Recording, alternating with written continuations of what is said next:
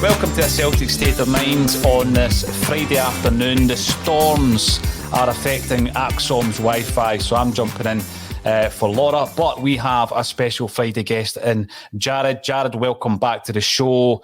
Celtic fans will be well familiar with yourself on your own pod. Tell us where we can listen to you on a regular basis. Yeah, so it's Celtic Down Under. Podcast available on all podcast apps. We've started going live every Wednesday morning your time on our YouTube channel. So you're getting some good traction. It's growing, and that's the main thing. It's good to, I think, having Ange in the dugout's been a big factor in helping us grow this year as well. So, yeah, get it Fair play. In the comments, everyone. And, yeah, happy days. Thanks for having us on again, Paul. Absolutely. Get subscribing, get that notification bell clicked as well. But as you were saying there, we've had a massive influx of viewers from Australia. Our analytics show that 10% now of our viewers are from Australia. So thanks everybody for tuning in. We have certainly captured the imagination since Ange has come in. But last night, Tony Haggerty, Jim Orr, wasn't a vintage Ange Postecoglou Celtic performance. We're going to be talking all about that. But we'll also go back to Jarrod and compare where we were when Jarrod started coming in and giving us some of the Australian takes on Ange to where we are now. I watched the game. I've got to that point. I'm going to start with yourself, Jim Orr, because I think you used to say this to me. You would never do the post-match because you're full of emotion as a Celtic fan. And often you can come on and you're full of despondency and a bit disappointment, and that can come across in your post-match. I think after about a year and a half, I've got to that point where I can temper that. And last night, yeah, I'm disappointed. I never want to get beat, especially not at home. However, I'm not completely distraught this morning after that performance. We need to talk about what went wrong, though. What was your thoughts last night, Jim? You were at the game, I believe. Yes, I now got a cold, I think, after sitting in that freezing cold. I don't really care, to be honest, about this Conference League. It's a Mickey Mouse league, as far as I'm concerned.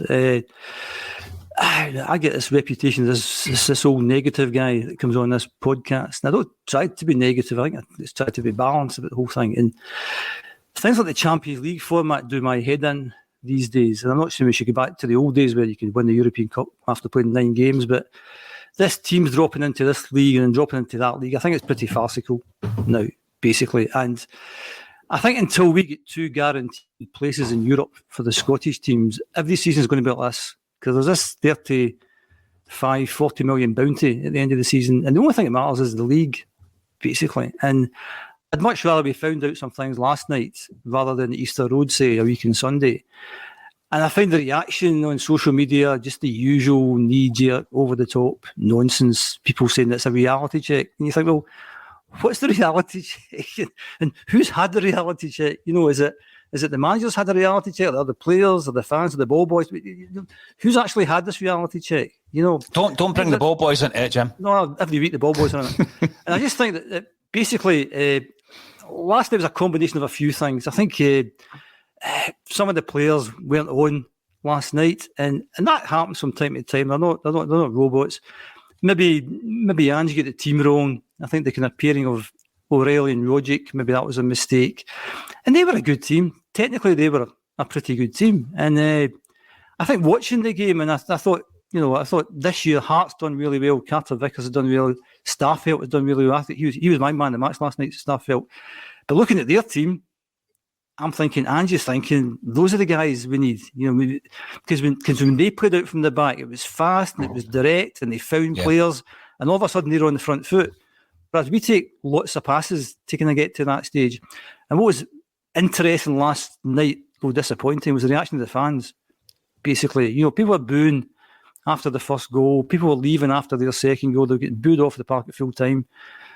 Unacceptable. You know, you have to support the team. This is a transitional season. They're all doing their best. It doesn't help when they start to get booed. That was disappointing. And what I noticed actually was certainly around me, you know, it wasn't the usual kind of season ticket holders that were there. So people coming along thinking maybe, and one of the things that was mentioned last season was this, the fact that we were entitled, you know, and I think there's a lot of entitled fans there last night, you know, booing and shouting and stuff like that. And we need to lose that. I'm not bothered, as I said, I'm not bothered about this Conference League. I don't think we're ever going to win it. And I think after we won the Glasgow Derby, there was a lot of hysteria about, you know, we're going to win this thing. It's the 25th of May, this blah, blah, blah, blah, blah. there's a lot of really good teams in this. This is the first season for Ange. We're kind of getting together. I didn't think we're ever going to win it. It is a real Mickey Mouse competition as far as I'm concerned. You know, as I said at the start, I don't like the way things are going in the Champions League. You know, certain countries can't even get teams in the Champions Cup, and other teams have multiple teams in it. And I was looking at watched the first half of the Dortmund game last night, and Dortmund's a case in point. You know, third in the Bundesliga last year, into the Champions League, third in the Champions League section, drop in to the Europa League halfway through the Europa League where teams are there in merit. Farcical. And I'd much rather be concentrating in the league. That's us going to the Arctic Circle next Thursday night. Chance of picking up injuries, chance of picking up COVID. There's only one game in town, and that's the league. And hopefully we go there on Sunday and put in a good performance against Dundee and take things from there. But I'm really not fussed about last night, and I know that's, you know, I think maybe that's the opinions of some Celtic fans, but not all Celtic fans, because you get the usual kind of, well, we should be good in Europe, we should be good in Europe. And yeah, we should be, but this season's a transition. Just let the big man go on with his job. You know the thing, Jim, I know for a fact that what you're saying this afternoon isn't knee-jerk, because you've been speaking about European football in those tones over the last wee while. Last season you were saying, right, we need to concentrate on winning the league 10 in a row. This season is a transition season, we need to win the league. So I know that's not knee-jerk. What I'm going to throw to yourself, first of all, Tony, is Jim's comments around the Conference League being a Mickey Mouse competition. I've seen both sets of arguments on this on social media. Let me know what your thoughts are in the comments field. Obviously, Ange did speak about doing something in Europe. He believes when he's a manager of Australia that he can win the World Cup. He believes when he's a manager of Celtic, he can win the European tournament that he's in. What's your view on this Conference League and some of the bad rep it seems to be getting? First and foremost, I apologise for my hat, because I was out with the dogs. It's a very nice hat. And my hair's in the same place as the Celtic, or same state as the Celtic team were in last night, so hence the hat. Listen, the Europa Conference League, Jim's old enough to remember when there was 3 European tournaments, you know, so they've just revamped it and made it 3 European tournaments or 3 European trophies again. I think Tony just brought in. I think in the old days you got into those tournaments on merit. Yeah, I get that. This isn't merit. No, I know that. Sorry, on you go. Sorry. And I was getting to that. It's not. Oh, will you? Okay, sorry. And it's all right. And I the ball boy. Fight.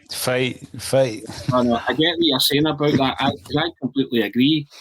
I think, I mean, they're never going to return to the kind of round robin days, but you know, because all they were scared of the big teams getting put out, that everything's just slanted towards the bigger teams. Mm-hmm. But I agree that I think once you're out of Europe, you should be out. I don't think you should be dropping into other tournaments, and that's the farcical nature of it. But we're still being presented with 3 tournaments, and it's still 1 of 3 European trophies up for grabs, and there's still some prestige attached to all the tournaments, obviously the biggest one being the Champions League. And Ange was taking it seriously, because he more or less, without saying it, was saying we're in it to win it, or we're going to be, you know. But he came up against a team last night that played the way we did against teams in Scotland. Mm-hmm. They were just far better at it than Celtic last night, as Jim alluded to there. It was slick. When they got the ball, they moved it around slick, and when they got forward and they got into the areas where they could hurt you, they hurted you. You know, so you cannot legislate for coming up against it. They've been building that for the best part of 2 or 3 years. You know, everyone said, they beat Roma. It was a weakened Roma team. They still beat Roma 6-1, then went to Olympic Stadium and Roma and drew 2 each. But they've been working on this system for 2 and a bit years, 3 years. As Jim says, this is the transition season. This is the system that Ange wants to get. That was kind of a prototype of what Celtic want to play like, both in Europe and at home. And we've seen it in flashes and fits and starts this season. When it's good, it's good. But when it doesn't work, you know, these things can happen. I'm like Jim. You know, if you're talking about priorities, the Europa Conference was last in the priorities. The league is the be-all and end-all this season. And Ange will be looking at some of those players and thinking, you know what his thoughts are? Can he do a job for my team? People were flagging up the left back for Bodø Glimt last night. So if that's the case and he's been watching him, maybe he could. But, I think it's a European competition. Wanted to do well. took a knock in the chin, you move on, as Jim would say. It's all about reaction on Sunday now. And then we go to the Arctic Circle and see if we can make a fist of it. But there's one competition that Celtic desperately want to win this season. It's not the Europa Conference League. It's the Scottish Premiership title. And to still be in with and to be top of the table by a point, if you'd have said that to people in the middle, in June last year, Jarrod had come on and said, by the way, you'll be top of the table in February by a point. You'd have looked at him last June and said, you're bonkers. But he was he was signposting it, wasn't he? Yeah. Saying, first season transition, but you'll see what Ange's made of. Second season, it'll all come together. We are well ahead of schedule, so there's no reason for doom and gloom. And I agree with Jim. Some of the knee-jerk reactions been off the charts. Certain players have been getting it tight.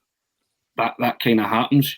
Just accept that a team came to Celtic Park last night, played us at our own game, and disorientated us a wee bit because we were like, this wasn't meant to happen.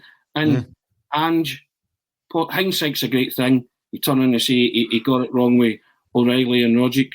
But that's what we're here to do. We're dissecting where and how and why it went wrong. Did he play the wrong team? Well, evidently, because they lost.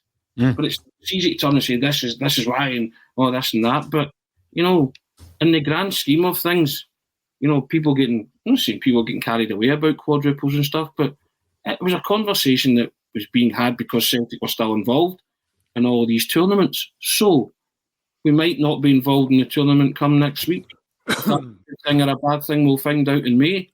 But the one tournament that matters to Celtic most this season is the league, because of the 35, 40 million bounty at the end of it. They're top of the table with 12 games to go.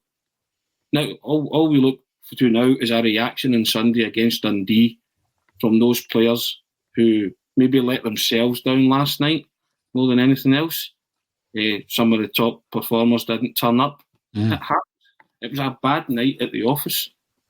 It was, and I want to ask your view on this, Jarrod, because talking about overreaction online, I completely get it. It's just, you're emotional. We've been cuffed. We've built our hopes up. And I always remember being in the supporters bus from Fife, one of them, because I used to jump from bus to bus.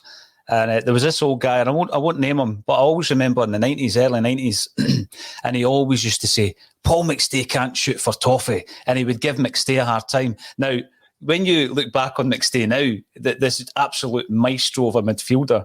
And I guess it's the same with the Lions. We weren't at the games because we're too young.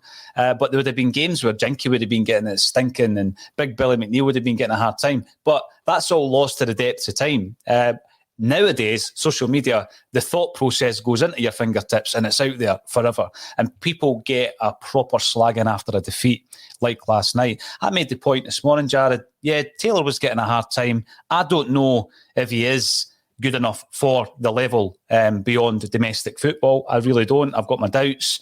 I'm not going to give him a proper tanking today because I did feel that your big players, the ones that you expected to be creative last night, had poor games by their own standards. So we're talking Tommy Rogic, we're talking also Jota, Abada, and to a lesser degree O'Reilly, who I think had a good first half and then tapered off in the second half.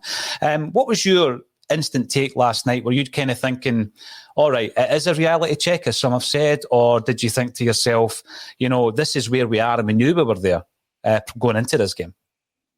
It's a strange one because I can see both sides of the argument, as you're saying, Paul. Like, for me, I knew as soon as the game happened, I'm like, okay, stay off Facebook, stay off the groups on there, stay off Twitter, because it's a bit of a cesspit after a loss. It's like, just stay off that for a few hours, let people vent, then worry about it. But I think the easiest summary for me is the Green Brigade. They did a banner a few seasons ago. It's not getting knocked down. That matters, it's getting back up. And that's what we've got to do after this result. Jim and Tony have touched on most of the other points I wanted to say, but it's not ideal. But, yeah, we had too many players that just didn't perform. And that was the main issue. It's not much, as you just said, Rogic and O'Reilly. Maybe it's like playing Rogic and Turnbull together. They don't seem to play well together. But I'd rather learn that in this game If it doesn't affect the league, then learn this on Sunday against Dundee. So it's not the end of the world, but the positive is away goals don't count if people are still keen on this comp. And we can get the Arctic Circle CSC going, get everyone over there and get up and about and hopefully, pick up a few goals over there and see what happens. But at the end of the day, the league's the main thing. So I wasn't too upset about it, but at the same time, I'm like, thankfully it was only a 6 a.m. wake up for me instead of one of the other guys in our pod, Sean, who's over in Perth. It was up at 3 a.m. for that.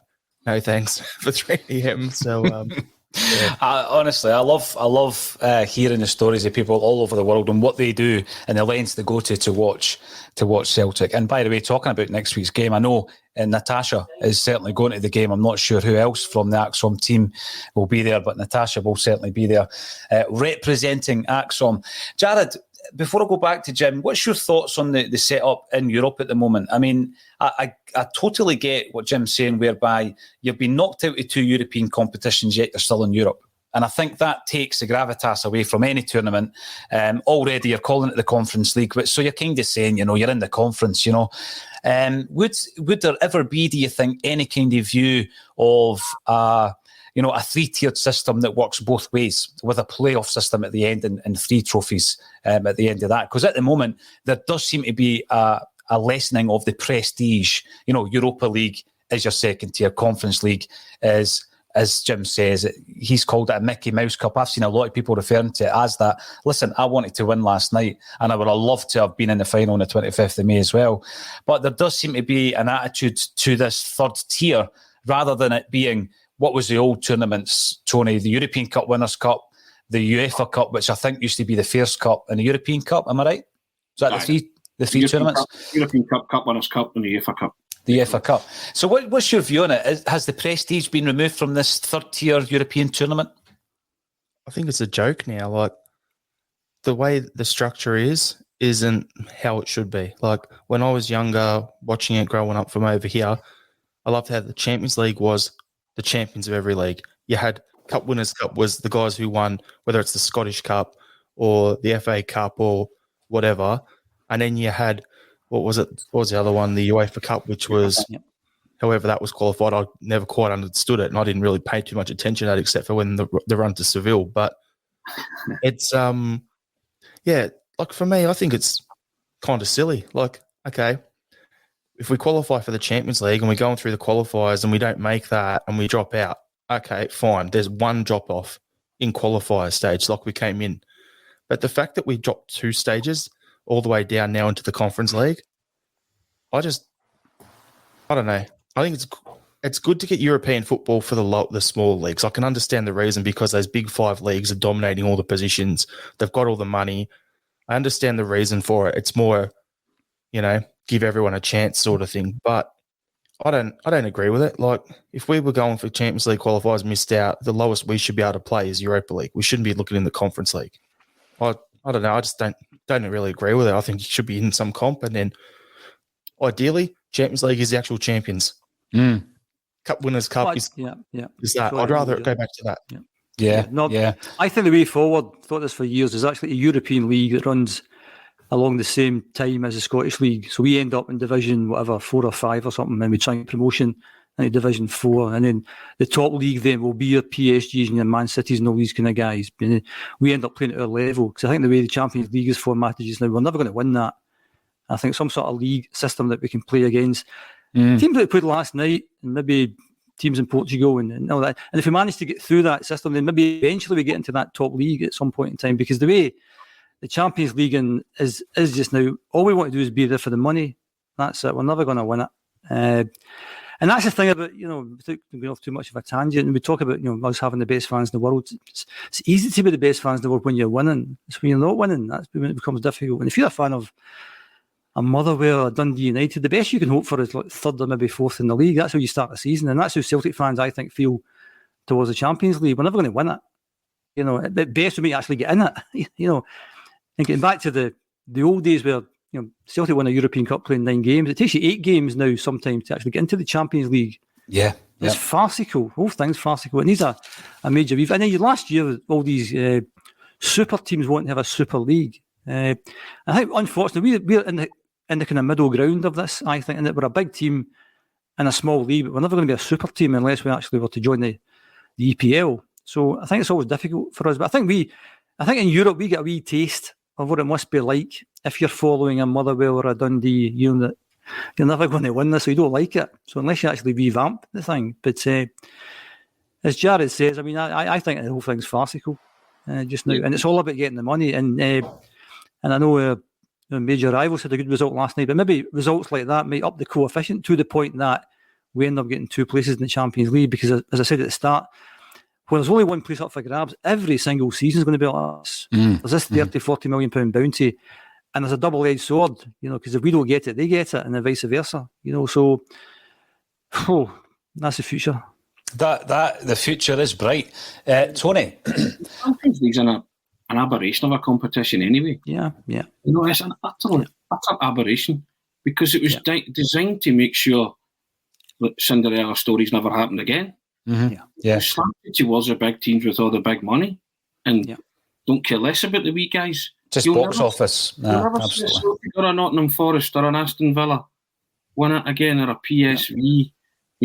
When they were a smaller club, it's just not going to happen again, because you know why? They don't want it, which is why they revamped it and made it a league system, so that when you did lose a game, you weren't knocked out. Yeah. And then they would keep you in, because they wanted the AC Milans, the Barcelonas, the Man Cities, the Man U's. You could pick the name of the Champions League winner every year. Yeah. More or less. No, you're right, Tony. Yeah. I mean, I absolutely love football for over 50 years, but I hate what it's become. I don't watch the Champions League anymore. I don't watch the Champions League. As I've said before, you may as well just call all the teams in the Champions League Moneyball, or Money Team 1, Money Team 2, Rich Club 1, Rich Club 2. And then say, well, Rich Club 3's, it's their turn this year. Because that's who's going to win it. It's the same teams. When Jim and I and Jarrod and yourself, Paul, growing up, that was the beauty of watching the Champions League, the European Cup as it was known. And it's as far removed from the spirit of that competition as you've ever seen it. The guys and the men in the grey suits and all that, the slickers, they've ruined it. They've ruined European football. They just want the big guys. They want try to tell me that Nottingham Forest, Aston Villa, Celtic, winning this massive trophy wasn't it brilliant for football? I mean, it's famous the world over. Absolutely. Belgrade, when they won it, was crazy. Yeah, so Marseille, those sort of clubs, like they're the last of that dying breed that we're part of at the moment. And we're not the money from the money leagues, so it's. Well, here's an extra league for you. Shut up and go play there. You're not wanted in the Champions League. Find your level. That's what they're saying. They're saying find your level, whether it be Europa League or the Europa Conference. They're no interested, but then they think to themselves, but, they've got a 60,000 all-seater stadium. They've got great support. They add something. Yes. But they have to wade through the swamp of qualifiers, even if they win their own domestic league. It's a total nonsense, but it's been slanted against Celtic and Rangers ever since they revamped it, and will continue to do so, because genuinely they're no interested, which is what Jim touched upon there, which was the whole premise of was it the European Super League? Was that what it was called? Or elite clubs? Tottenham were in there. Tottenham, you know what I mean? Arsenal, none of them have won the European Cup, Champions League, but they were in there. Why were they in there? Because they've got money, and they've got men in the corridors of power, and all these places to back for their cause. They've stole the game, basically. They have stole the game. They've bought it. They've bought it. Without a doubt. I made a point last night. Stephen Sloan comes in here to say on YouTube, welcome to the show, Stephen. God knows what kind of results we will get in the Champions League next season. I read out the team, and I'm going to come on to yourself, Jarrod. I read out the team for Ange Postecoglou's first competitive game at Celtic. It was against Midtjylland. It was a qualifier of Champions League on the 20th of July, just 7 months ago, almost to the day. And the team that we started with was Barkas, Ralston, Beaton, Welsh, Taylor, Sorrell, McGregor, Christie, Turnbull, Abada and Edouard. Obviously, when you compare that to last night's team, only 3 started last night, Taylor, McGregor and Abada. You then look at the bench, just to give the full extent of the situation Ange was in when he came to Celtic. Bain, Hazard, Griffiths, Ajeti, Rogic, Bolly, Urugide, Shaw, Murray, Forrest, Henderson and Montgomery. So as disappointing as last night was, and I'm going to come to yourself, Jarrod, because you came on to tell us or kind of try and prepare us for what we were going to get with Ange Postecoglou. I'm still looking at the situation and thinking we probably are still ahead of where we expected to be under Ange. What do you read into that, Jarrod? You came on and you basically said we might have a transitional season. Did you expect in February for us to be sitting top of the table? No. I thought, realistically, if we got to April, I said this at the start, if we got to April and we were within 2 or 3 points, then it'd be game on. But I didn't expect to see us on top at this point. Realistically, I said previously, I think we're 3 to 4 months ahead of schedule because we've managed to actually, some of the players coming in, the majority of them have actually been hits. Like they've actually been, yep, tick that box, tick that one. That's a good signing. That's a good signing.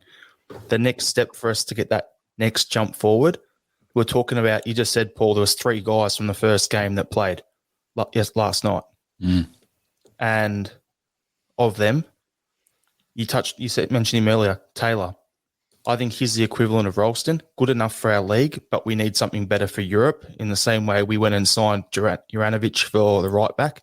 I've said on our pod a few times that this offseason, I think a key thing is going to be signing a European quality starting left back.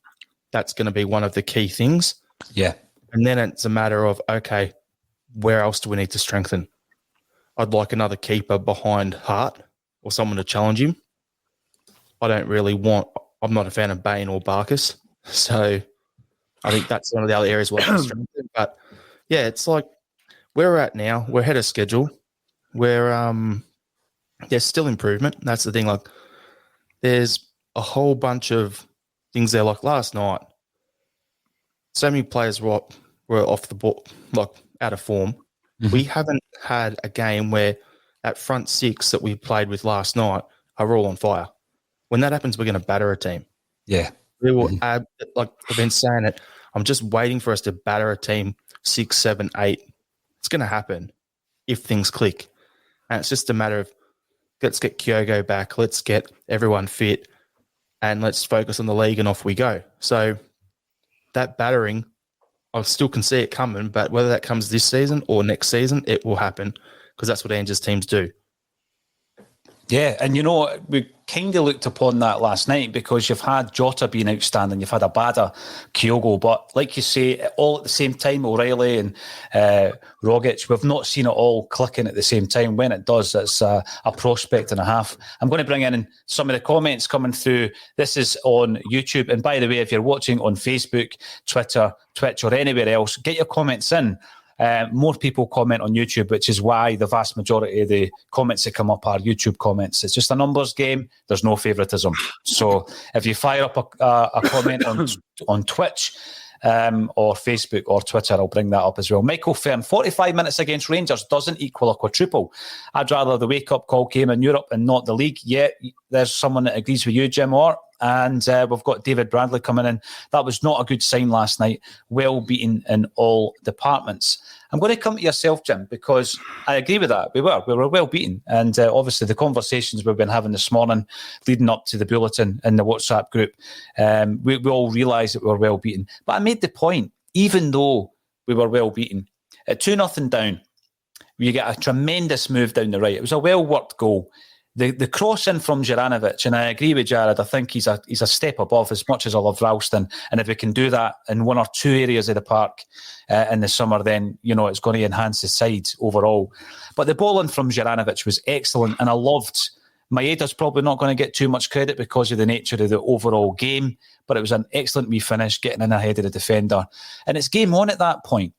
And the point I made this morning in the WhatsApp group is I get that team were better than us last night. I don't expect us to get through next week, barring an absolutely off-the-scale performance and Bodø Glimt not being at their best.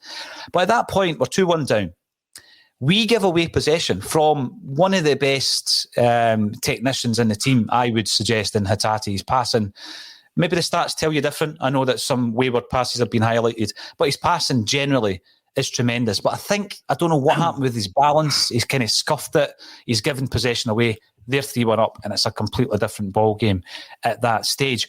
But I pointed out the 2 occasions where their goalkeeper, barring marginal offside decisions, could have been sent off the park for punching Carter Vickers and for bringing down Jota. But obviously it goes back to the original offence, which was the offside. So it's just margins, Jim. So despite the fact that we're sitting here thinking we're well off that, you know, if you get the rub of the green, if you maintain that concentration when Atati's got the ball, with absolutely no risk at all around him and he loses it. And, you know, these marginal offside decisions, I don't think we're as far away as some people are suggesting, particularly online. Totally agree. I mean, the comment that just came up there, a reality check. What does that mean? Who got a reality check last night? I think maybe the fans get a reality check, that maybe we're not as good as we think we are. But, you know, some of the players didn't play particularly well. Fine, these things happen. You said margins there, Paul. You know, if you look at the stats, and I thought I was coming on today, so I need to check what the stats were last night. We got something like over 60% of the ball. We'd 16 shots to their 7, so we had twice as many shots as they had. But just not ruthless enough. We had 12 corners and they had no corners. So you put all that together, it's not the doing that people make out. And their third goal, you know, that could have went anywhere.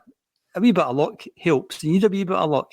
And I'm pretty confident if they hadn't scored the third goal when they scored it, it ended up 2-2, I think, last night. And we'd have went there pretty confident of winning the tie. And I'm relatively confident that we're going to win the tie. So in fact, I'm not bothered about this competition, and I don't want players to get injured. So I don't want us to come back from there and somebody like Joe Hart's been injured, or Cameron Carter-Vickers or somebody like that, and we think, well, why did we bother doing that? So I don't think we were that far away last night. They were very slick. They looked really good in the ball. They were playing Ange ball, I think.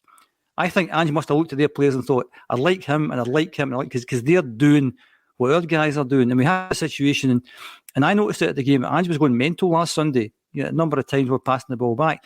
They didn't pass the ball back too much last night. They were on the front foot all the time. They were looking to get forward.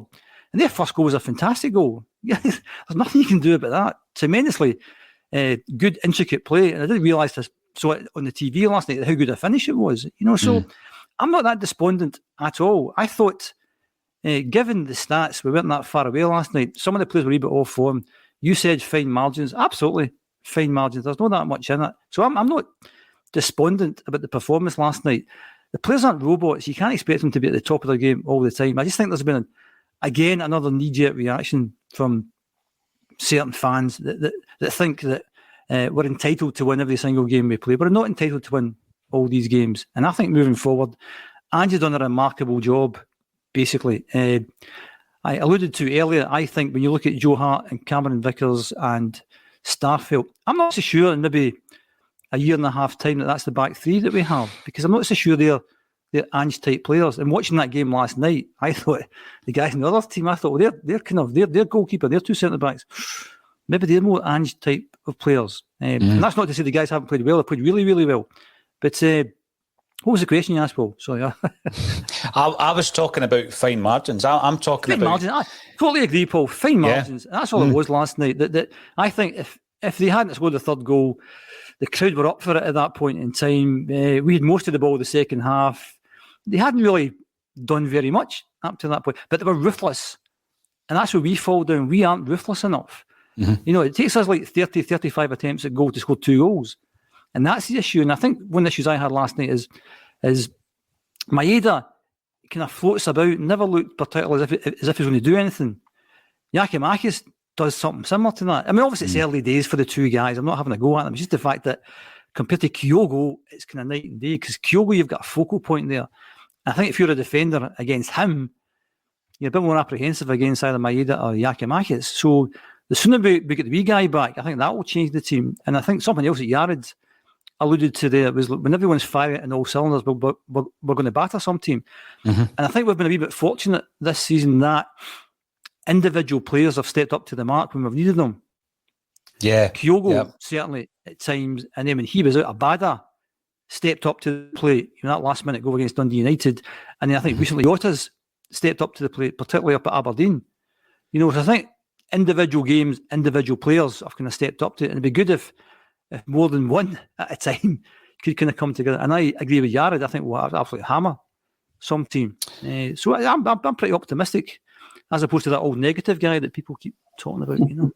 I know you're not negative, Jim. I know that for a fact. Now, Tony, last week you were speaking to Matt O'Reilly, and I got a comment last night around one of the things Jim mentioned there. We get so much possession in the final third of the park. We get so many set plays mainly from corner kicks.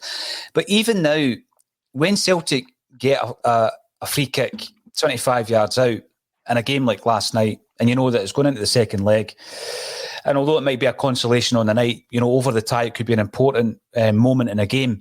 I don't feel confident that we've got a player who can do something from that position these days. And I think when you look back, right back, we had players who can strike a free kick. The 100th Scottish Cup final through, Van Hooijdonk could strike a free kick, and you go through them, Nakamura, of course, being an obvious one. And we've got so many technical players, Tony, one of whom you were talking to last week, Matt O'Reilly. We've got Tommy, of course, we've got Jota. But I think that when we've got corners and when we've got free kicks just outside the box, I don't feel like we're a danger. And that concerns me a wee bit, because we get so many of these opportunities.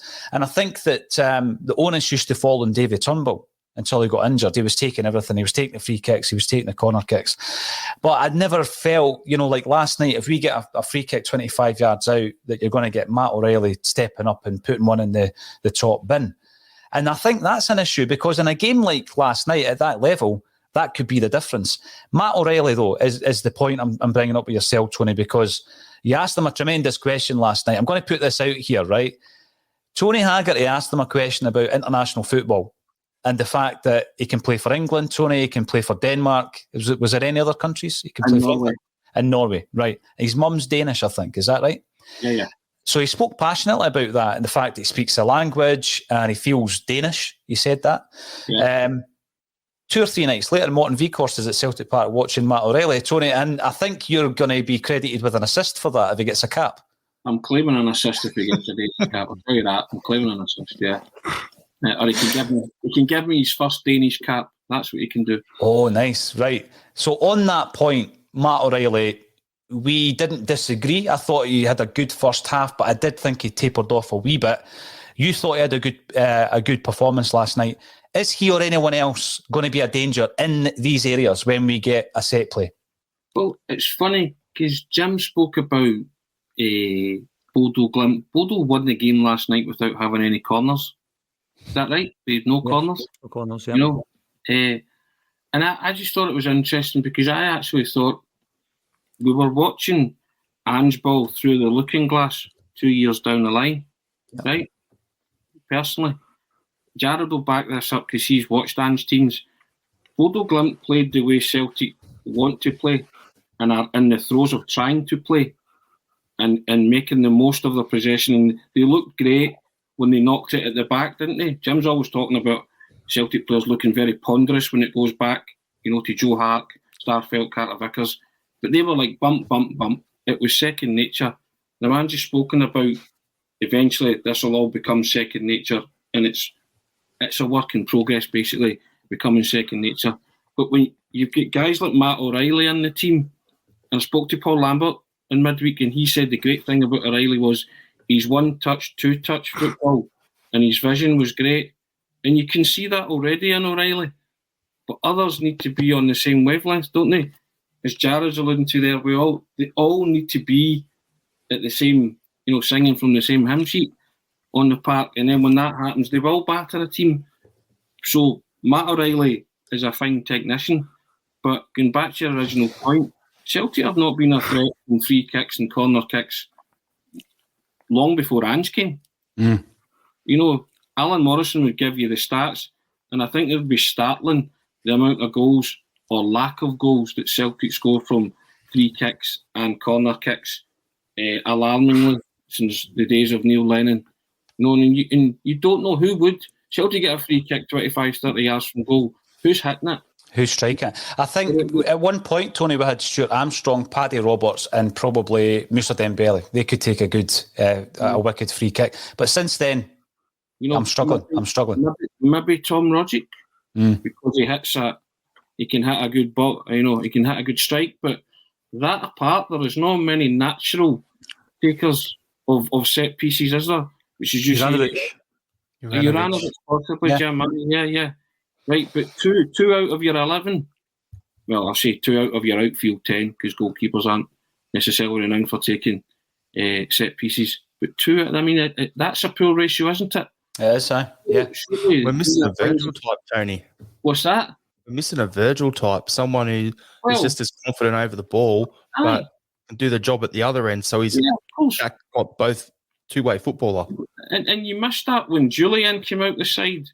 Julian was a nuisance at set pieces, just by virtue of his height alone, because he's like a basketball player.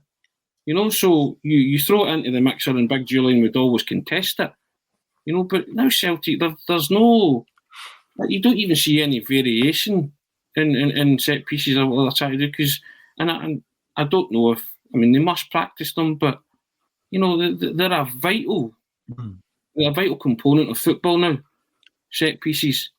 But at this minute, Celtic are sadly lacking in their goals return. And as I say, Alan Morrison would have the stats compiled for that, but I'm sure the figures would be extremely low. But, you know, I watched last night, and I'm like Jim, I'm kind of still pretty optimistic about where we're headed. But I watched that team last night, and I was thinking, and I hate the term Ange ball, but we'll use it for this bit. It was Ange ball through the looking glass with people that were comfortable with it, knew exactly their roles. When they got forward, they very rarely ruined it. And I know the stats will say Celtic had more possession and all that, but Bodø Glimt made their possession stats count, didn't they? Yeah, I mean, 2 cracking goals they scored. Right, one was pure luck, but the first 2 that they got were 2 well-worked goals. You know, got forward, drew Starfelt in, Taylor posted missing the guy, nice finish. And then the second one, the guy just outstrips Taylor down the flank, cuts it in. Carter Vickers is beat by the cute flick from the guy. You know, Juranovic nowhere. Guy's got a tap and slots it away. So clinical counter-attacking football in Europe, and that's the bigger picture that Jim sees, you see, I see, Jarrod sees, that we are building towards, to be that kind of slick outfit where we can go into a European competition, not have any corners, but still score 3 goals. Away from home. Also, Tony, we're talking about set pieces. If you've got 2 very small fullbacks, they're not a threat. No. At either end of the pitch. Right. You know, so you have to accept that. So some of the teams you play have got, you know, big, tall fullbacks, you know, so they're then a threat. So the fine margins thing works like that, you know, so that's why we don't maybe score as many. And I agree with you that since Christopher Julian's been out, he was a major threat. Either end of the park. I think Alan Morrison said the stats for that when he played in French football, he was the biggest threat going forward, you know. So these are wee bits of the team that we just need to add to. You lost the first derby of the season because of a set piece. Correct, yeah. And guys not being able to contest it. You know, so it is fine margins, which is why, like yourself, I'm not going overboard. You know, we got beat last night. We got beat by a tidy, well-drilled, organised, disciplined team who have been building for the best part of 2-3 years. Yeah. It's not a surprise. And they're playing a style which is very similar to the one that your manager's trying to implement at your own club.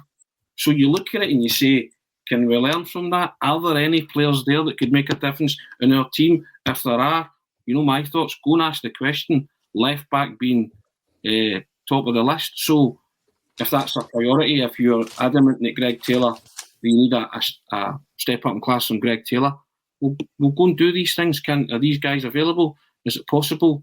Or, you know, that's the way Ange thinks. Can this guy fit into my team? So, yeah, let's see how much we've learned in moving forward. But again, I'll go back to it, and Jim's saying and Jarrod saying, the league is everything for Celtic this season. Yeah, it is. It definitely is, Tony. But I'm going to throw something at Jarrod, not physically, because you're too far away, mate. But before I do that, I'm going to bring some comments. And you and Boy Martin, very disappointing last night, but we take it on the chin and move on. We do have a lot of that kind of vibe coming through in the comment section. Daniel F. welcome, Danielle, to the show. You're watching on YouTube. Well, that was utter garbage last night. Don't mince your words, Danielle. Just say what you mean. Nearly froze to death watching that, playing Tom Rogic, and Taylor was like having two men down. Yeah, they were pretty ineffective last night. And we've also got Kookaburra.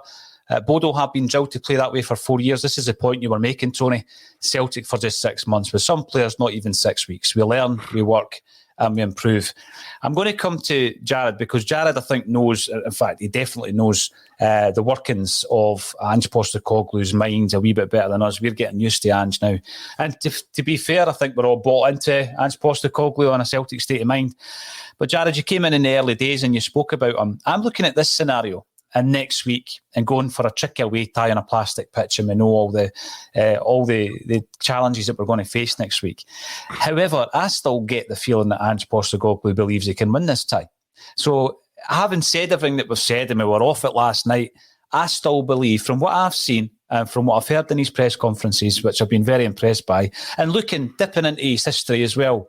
Jarrod, this is a guy who obviously one of his mentors was Ferenc Puskas, who as a manager took Panathinaikos to the European Cup final. That shouldn't have happened. You look at the history of that club, they shouldn't be in the European Cup final.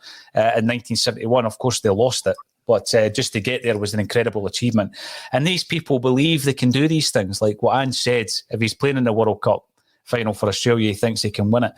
I truly believe he's still of the state of mind next week that he can go out there and get a result. You know, am I right in saying that? Do you think that's the kind of confidence he'll have in his and his team's ability? Absolutely. His mindset will be, it's so cliche, it's half time. The way he coaches his teams, I've seen him coach over in the Asian Champions League before with Australian teams. And yeah, there was one time when he was at Brisbane, his team had a draw here, and he went over and they won like 3 or 4-0 away. So the way he looks at it is, we're going to go there, we're going to play our football, and we're going to do it better than we did it last time. It's only half time, and off we go. So I think he won't be doubting it at all. He'll be going there to have a fair dinkum crack at it, and may the best team win. Something you said before, Tony, that I just wanted to quickly go back to. You know, you're saying it's like looking in a looking glass. Mm-hmm. I think they suckered us in with our press in terms of, you know, how you're saying how comfortable their backline was passing the ball across. Mm-hmm. They will get going out to the corners. We're sending two guys to press, and then it's really direct. 1-2 passes, bang, they're through, and there's no one in the midfield. So that, yes, his teams will start doing that in a couple of years' time as well. But yeah, that was a spot-on assessment there. But with the corners, the other thing I wanted to quickly say about that before I've done with my rant is, why would we have so many corners and then bring centre-backs up and then make a short pass, not even put across in? Like, that's silly. But, well, I just wanted to touch on that because of what's in my head.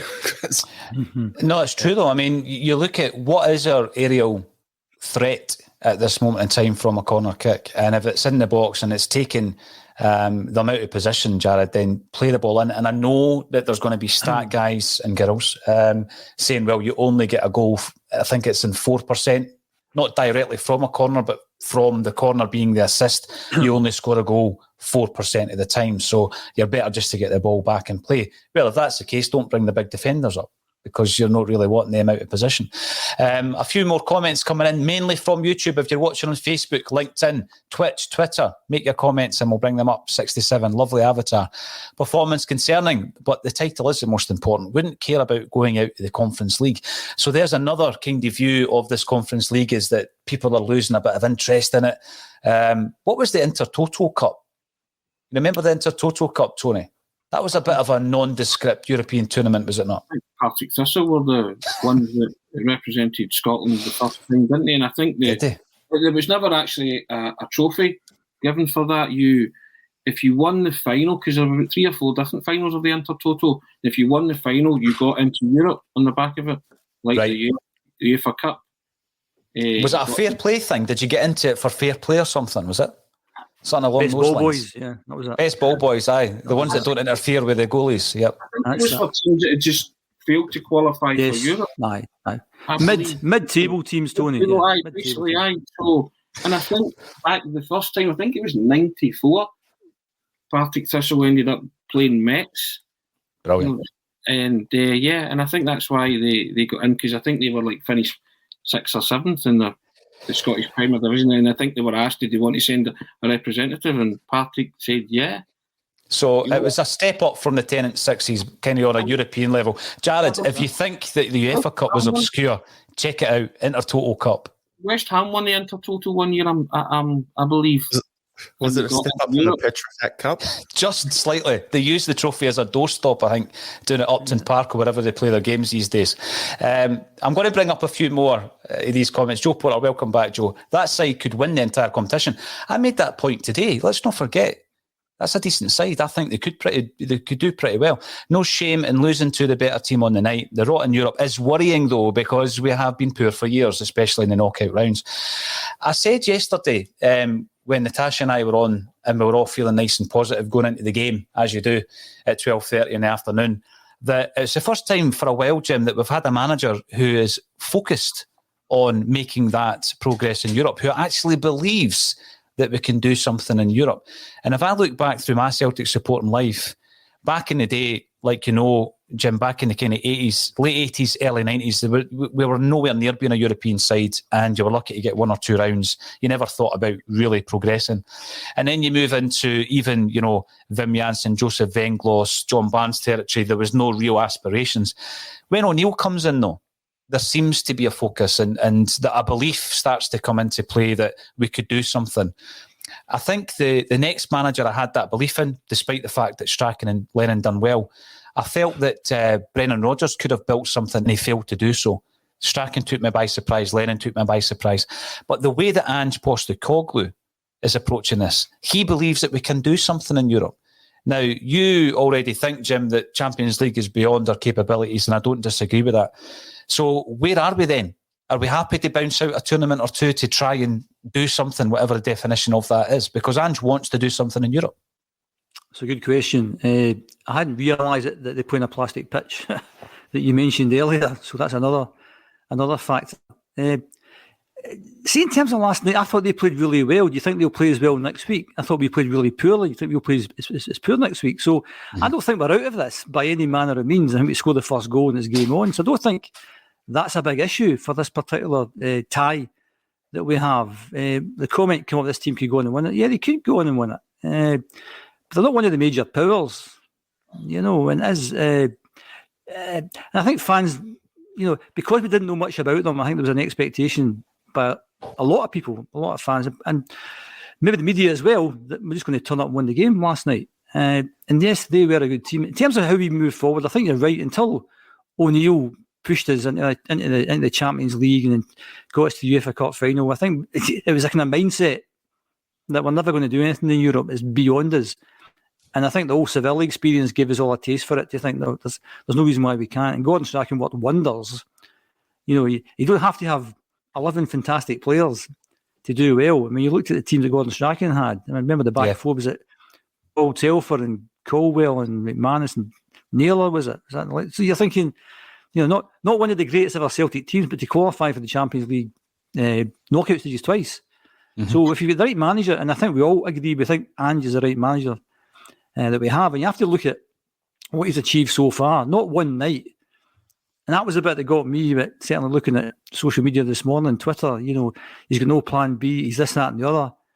Early days for the big chap. I think he's absolutely right. I mean, I think any football manager worth the salt, if you're in it to win it. Absolutely. But I think there's levels that we're looking at, and things are getting in the way a wee bit. And I think what's been, just to follow what Jarrod said earlier about us being 2 or 3 months ahead of schedule, you know, we go top of the league with only 14 games to go. Brilliant timing. We then negotiate 2 pretty tricky away games, 12 to go, 12 cup finals. I've said every time on the podcast for the last maybe 2 or 3 months, what an exciting league. How exciting is this league? You know, this is going to go down to the wire, I think. And that's where goal difference comes in again. You know, that lack of ruthlessness comes in again. You know, I think I was on a fortnight ago in the game after it was Motherwell, 3 up at half time. You're thinking, like, go on, 5, 6, 7, batter this team. And we score one kind of fluky goal. And then the game for Ibrox was on after that. They won up with 25 minutes to go. Bang, bang, bang, bang, bang, 5-0.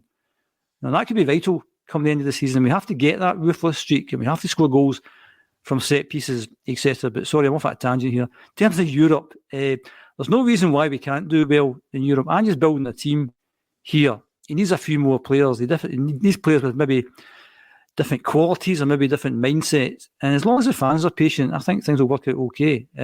What that level is, I've got no idea.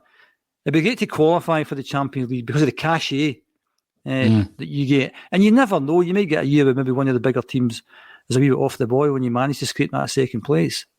So, yeah, I'm fairly confident moving forward. But my big concern is the knee-jerk reaction of lots of fans. If we don't win this league, Ange's a dud all of a sudden. And he's not a dud. He's actually building towards that. And I don't think we can comment game on game. And one of the good things about maybe doing once a fortnight, now there's usually 3 or 4 games to look at. You don't have to kind of gut react to say, oh, that Wraith performance was awful or this or that. The big man's going in the right direction. And I think the vast majority of fans are right behind him. And Jarrod has forecast what was going to happen. And I think we're all pretty cynical, very cynical at the start because we hadn't heard of the guy before. And if he was such a great manager, why hasn't he achieved more than he's achieved? But certainly he's done everything right. And he's a fantastic person, first and foremost. I think that's the thing that's came across, that every time he talks, he's well worth listening to. He's somebody you could listen to all day. And he says the right things all the time. And he's never caught out. And you can see people trying to lay traps for him and he just bats them away. And then he says, mate. So long may that continue. Love it. Jim, remind me, when is it you're comfortable at a football game? Is it 3-0 or 4-0? 3, because basically up to 2, you're in the endurance section because you know that if they score, you're going to hit the panic button. Once the 3 goes in, you then transfer to the enjoyment section and you can sit back and relax because they're not going to get 3 goals back. But and why are we like that? Because there's a 35, 40 million pound bounty up for grabs and only one team's going to get it. As I said at the start, this is the future. Every season's going to be like this. And it'll be like, well, we'd like to do well in Europe, but the league is the most important thing. Whereas if there was 2 guaranteed places, you could then take risks. You could then play younger players. You could then experiment because you're guaranteed a place at the top table. And it's because, as we said at the very start of the podcast, football's driven by money. It's too much money to risk things. And I'm quite a kind of risk-averse person with certain games. Last season we had the whole season of it was all about trying to do the 10. And I said last season, forget the Europa League. Send over the kind of fringe players. And we sent. I don't know where Eddie caught COVID when he was over there. But we ended up losing players because we played the Europa League. My wish for next Thursday is nobody comes back injured and nobody comes back with COVID. And if we win the game, great. And if we don't, know that first. Well, Jim's talking about this bounty, Tony, and obviously it's in the forefront of your mind because there's a massive swing because, Celtic win that league and you have access to those kinds of funds. Not only does it benefit Celtic, it weakens Rangers. Simple as that. So it's what they used to call in the day a 6-pointer. Eh? You're getting a double done.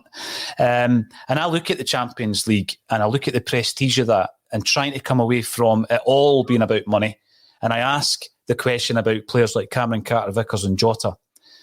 How big a factor is that in them staying at Celtic? Or am I just being an old football romantic and it all comes down to their wages and the offer that they get at the end of the day? Surely the Champions League football also benefits us in trying to attract players to stay at the club and attract new players to come to the club. Of course it does. I think everything hinges on Celtic winning the title for those guys to stay at the club. Yep, they could be personally happy, but would more money make them happier? Probably. So they know that they're not going to be short of offers come the end of the campaign if the deals can't be concluded with Celtic. But I think the Champions League is a massive carrot, which is why it's so important for Celtic to win the title this season. But I'd also like to see Ange given money, what he would do with some real dough, and that's real cash. And I think he would invest it wisely. He's invested the money that he's spent wisely so far, but he's brought in guys that could make a difference to the team prudently. But if you had, if your financial parameters were expanded a bit, what would he do?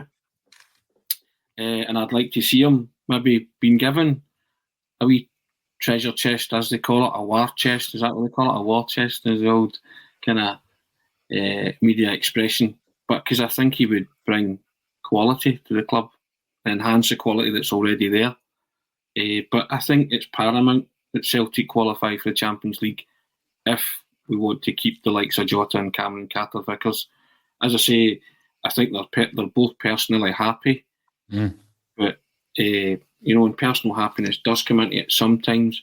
But footballers, modern day footballers, they want to make hay while the sun shines, don't they? They do, Tony, and I just think there's been a few examples. Yeah, sadly, and that's why Celtic could end up losing out on them. But I would like to think that they might trust the manager, trust the process, trust where Celtic are going, and might want to stay for I've called it before, a magic carpet ride under Ange.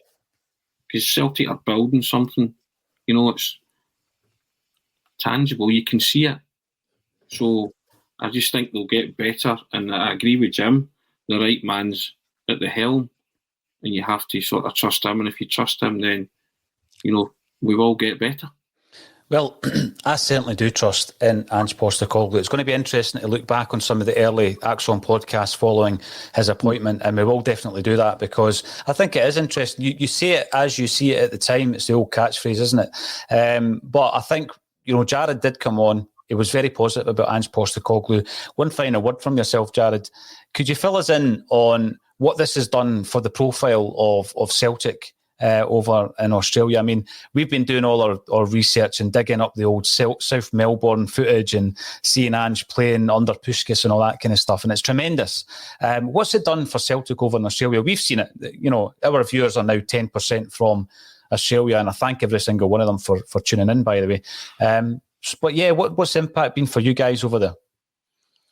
It's been different. Like, it's actually a lot easier to follow Celtic now than it was when I first started back in the 90s and everything. But yeah, it's like seeing a massive thing now because you've got there's a thing over here, keepup.com, and they do all the articles for the A-League and that. And there's anytime Celtic play, there's an article on Celtic now.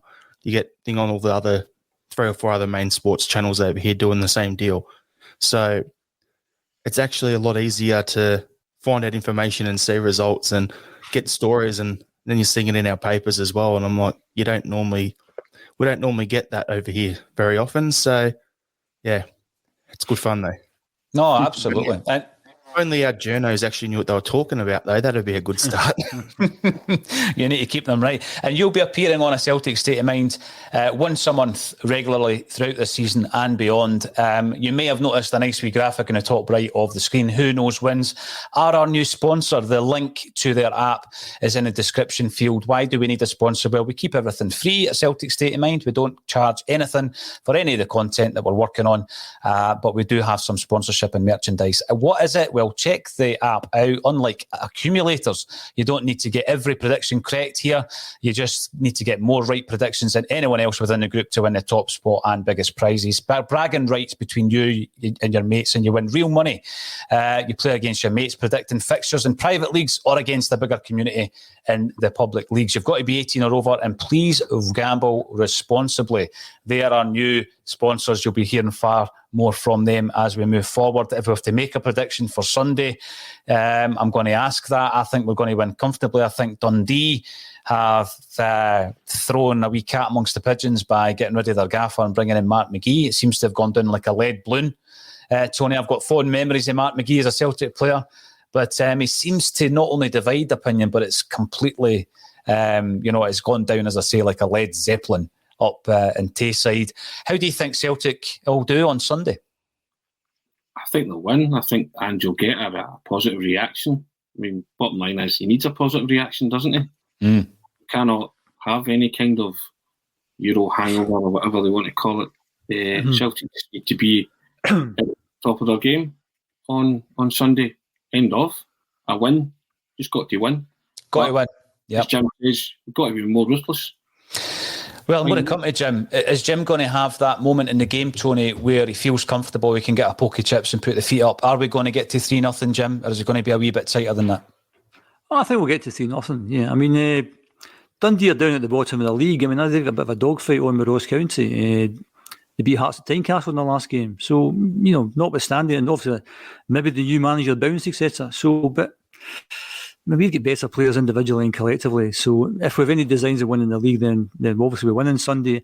And yeah, I'd like to see us be a lot more ruthless. We need to start taking our chances, and hopefully, as Jarrod says, maybe we start battering teams, and we start that on Sunday.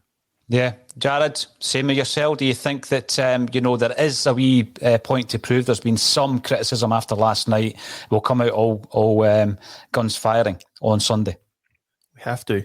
It's 12 games left. Can't afford to drop any points at all. So yeah, I said on our pod during the week it'll be 3-0. So I'll keep that going. But if it's more, happy days. I'll take 3-0. If you've been tuning in, thank you very much. We've been going out to about 1,000 live today, which is really greatly appreciated. We've got a thank you video down at St Mary's for the charity weekender that we ran, raising an incredible nigh on 29 grand. Celtic fans got together, got the cash, and we went into the chapel yesterday and the heating was on and they were in brilliant spirits, and that's all down to you and your generosity. So thank you very much for that. We'll be sharing a video on the channel over the next week or so. So thanks everybody for supporting ACSOM constantly. Thanks for getting involved in the comments section, and thanks everybody for joining me on A Celtic State of Mind.